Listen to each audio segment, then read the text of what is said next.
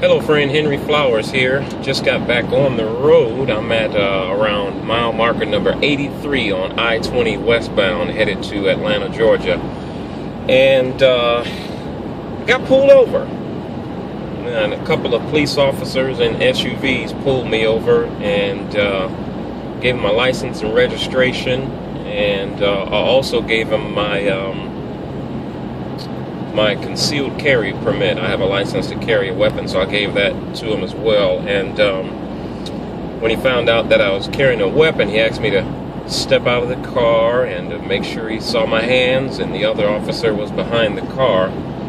And things got a little weird. I mean, I didn't feel threatened by the officer, but there were so many things going through my mind. And the things going through my mind were actually much different than what was actually happening. You see, these officers were very nice, and he asked me for permission to search my car, and I asked him, well, is there any reason you need to? He said, yeah, because you have a weapon. I just need to search to make sure you don't have any more. So I says, okay, and he began to search my car, and the other officer began to talk to me about my career and what I do, blah, blah, blah, making small talk. And I pushed through the small talk, but I got to tell you, folks, I was really, really nervous. And I can't help it that I started thinking about Ferguson. I started thinking about all the other videos that I've seen where situations where a young black man was involved with police officers and things went really bad. And now that I'm on the road again and starting to calm down just a bit and starting to think about it, I got to ask myself, why is it that I thought about the worst possible encounter with police officers? Why is that?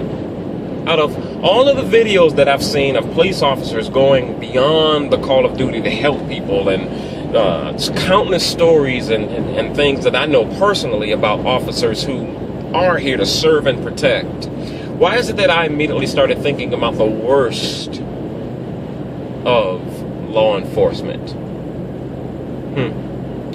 Still don't know the answer to that, and just still taking personal inventory. But I want to turn the question to you, my friend, and ask yourself, how many times have you expected and feared the worst and it never came to pass?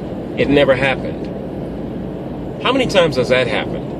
Where there's been a situation in your life, whether it's been your dating, your job situation, or a situation encountering a stranger, or even police officers, and you thought the worst could happen, and you felt the fear, you felt it, and it never happened. Yeah. I'll share this quote with you that may help you and help me as well. It says, worry or stress is like paying interest on a loan that you may never owe. The truth of the matter, friend, is that the worst things that we fear possible, most of the time, they never happen. So I encourage you, friend, just to trust. And remember, especially when it comes to our law enforcement officers, man, these guys got the hardest job in the world. They get the least pay for the most risk. And us as citizens, we need to respect the law, to be respectful, and to simply obey the law. But above all of that, man, hey, most of the time I think we just need to calm down and trust that the worst rarely happens. Henry Flowers here, the life speaker, saying to you to take a deep breath, relax, and pray for the best.